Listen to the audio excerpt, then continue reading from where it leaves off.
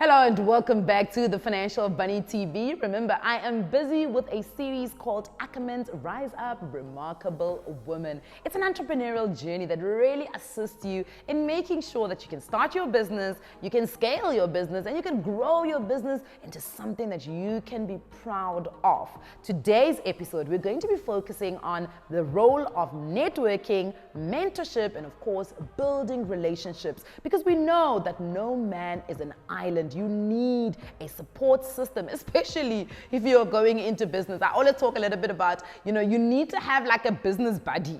That person where then things are going, you need to be like, hey, sorry, how are things there by your business, Because in my business, hey, things are tough, Because sometimes you really just have this amazing business, people are just not buying or using your services and you don't know why. You need another eye to be able to say to you, okay, maybe change this, tweak this, try this. This might work. Actually, you know what? When I started my business, this is actually what I had to do to be able to get it to a point where it was becoming now a profitable business. There's a Zulu saying that says, Indlela, ibuzwa, kwabaphambili. You must ask the people who have already walked the journey to be able to assist you because they have the cheat sheet, basically. Because they've done it before. They know exactly, here, maybe change this. With this, maybe change your pricing. Here, it's a marketing issue. Here, maybe it's, your packaging. So it's important to have that group of people in your life that are assisting you. Remember, our series is brought in partnership with Ackerman. So let's get straight into it. Let's talk a little bit about the first one, which is networking. Guys, you must network. You must talk to people. Do not be afraid to talk to people. Networking is so important because you don't know what the next person knows. You don't know where the next person has been. You don't know what businesses the next person has done before. Or maybe they work at a funding institution like NYDA and they can give you some tips to say, you know what, when we get funding applications, these are some of the big problems that we encounter and it's one of the reasons why we throw away that person's application. You don't know. You don't know if this person also sells scones or they've tried to sell scones before. I actually had a very interesting conversation. So when I started doing my boutique. So I sell clothes in a boutique and I didn't know. In fact, I knew, but I didn't really know that a friend of mine's mom had actually also started her own boutique. So I knew about the boutique, but I didn't know she had closed her boutiques. And then I said to her, okay, but why did she close her boutiques? And my friend started detailing the reasons why. She was like, there was stock theft. The people that were in the shop were stealing from my mom. And then they were also giving people where my mom was actually they were giving the suppliers of my mom's clothes out to their friends. So it made it pretty useless for my mom to try and sell them from the boutique because people could now source them directly from the supplier. And these were some of the things that I then, when I started my boutique, had to think about how do I fix those things? How do I put in a plan for those things? If someone's going to steal from the shop, how do I make sure that I can catch the theft as quick as possible? So it's things like this that are very important. Let's say, for instance, you want to go into photography. It's important to speak to people who already are shooting and they are already in the photography space because they'll tell you which is the best camera. Because sometimes you go on the internet and you type best camera, then it's the one that's 50,000 Rand. But you may find that there's another camera that may give you a similar quality to the one that you need that is much cheaper. Or they'll say, you know what, I know a plug of a second-hand camera shop where you can get these cameras for less than this price. It's about networking. It's about asking people. And the networking doesn't just end at somebody who's directly attached to the business that you want to do. It's also directly attached to people who may know someone else who can help you. So I'll give you an example. I remember going to an event. I always say, in my line of business, I'm an MC and a speaker, right? I get paid to talk. So I always say in the job that I'm currently in, say I'm MCing at a wedding. That job that I'm doing there is what's going to get me my next job. Because in that room of guests, you don't know who else is getting married next week. And they may be looking for an MC for their wedding. You don't know. So that's always what I always say. I say in that room, you may find that there's someone. So what I like to do is if the client says to me, come in MC and give us a costing for an hour, I'll give them a costing for an hour. but I will budget 2 hours for that event. So I'll either go early to the event or I'll stay behind after my talk. Why do you think I do that? That's networking. Because I know that I'm going to speak to someone who's going to say, you know what, actually, I work at so-and-so company and we've got a Women's Day event that's coming up and we're looking for an MC. Let me connect you with the lady in events who's doing that. And that's how you get your next job. And someone is like, actually, you know what? Next week at my family, we're going to have a Thanksgiving party or we're going to have an unveiling of a tombstone and we're going to need scones. Let me actually connect you with the person in my family who's going to be buying all of those things. It's about talking to people, telling people what it is that you do. The problem is a lot of us are so afraid of sharing our ideas because we think people are going to steal our ideas. Let them steal your idea. They can steal your idea, but they will never steal your source.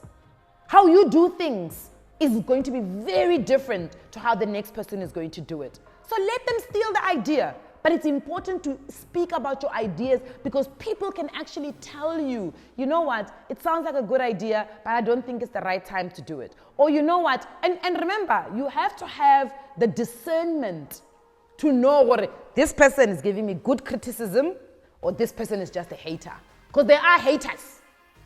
So it's important to know when you are networking, network around people that you know are going to give you feedback. They're going to connect you to other people and they're going to open opportunities for you. The next one is mentorship, which is strongly aligned to networking, but it's a little bit more intimate. I suggest 2 ways of mentorship. The one way is an indirect mentorship, where I like someone, so I follow their journey. Whether I'm following them on LinkedIn, I'm following them on Facebook, I'm following them on Instagram, or if they've got a YouTube channel or a podcast. I like this person. I like the way they do business. I like to listen to what business ideas and tricks and tips that they've got, right? Or on the other hand, you're like, actually, I actually want to speak to this person. So let me go and send them an email. Let me go on their website, find their email address and introduce myself and say, listen, my name is so-and-so. I'm also in the same line of business that you are in and I would love to learn from you. Or you can simply say, look, I'm not in the same line of business as you, but I think from a business perspective, you are able to give me good information. At church, you go to the church and you find the gentleman that runs the local businesses and you say, actually to the pastor, can you connect me to Ubaba Khumalo? Ubaba Khumalo, I like the way he runs businesses. Do you think that I can set up some meetings, Ubaba Khumalo, maybe once a month, even if it's a phone call, to just ask ideas, to share ideas, to tell them where I'm finding bumps in the road. Baba Khumalo, you know what? I've got this new idea. I'm thinking of starting it like this. Do you think it's a good idea? So it's important to make sure that when you're thinking about mentorship, also offer the other person something. What do I mean about that? I'm not talking about offering money to pay them, but make sure that when you go to ask someone for mentorship, you already know what you want from them and you're going to ask them exactly what you want and tell them what you are offering. Okay, so maybe let's say they run a business. Hi, Nicolette, I see that you run social media and you've got social media campaigns. I'm willing to do captions for you. I'm willing to do 1, 2, 3 for you if I can get one meeting every single month with you to discuss my business. That's mentorship. But remember, there are also mentorship programs that are out there that can help you. There's the mentorship boardroom. There's a whole lot of mentorship. And if you really are looking for mentorship, even this series by Ackermans is a mentorship opportunity. Sitting and watching these videos gives you that opportunity. Going on to the Ackermans website, you will find a lot of content for uSiyamazi. Why? Because they want, as a corporate company, to help the community that supports them as a business.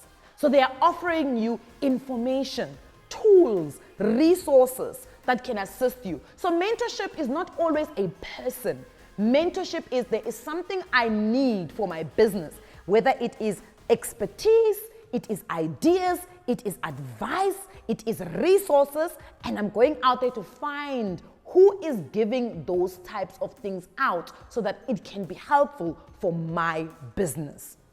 And last but not least, building relationships when you are a business person is important. Let me tell you why. I remember going to a meeting at one of the financial institutes, right? Or institutions.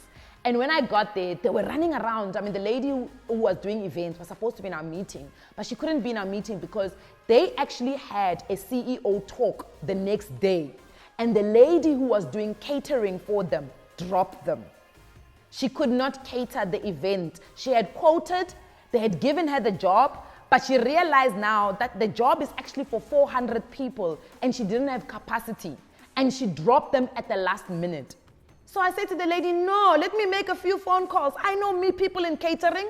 I made a few phone calls. I gave this lady a number and Bob's your uncle. She had a caterer for her event.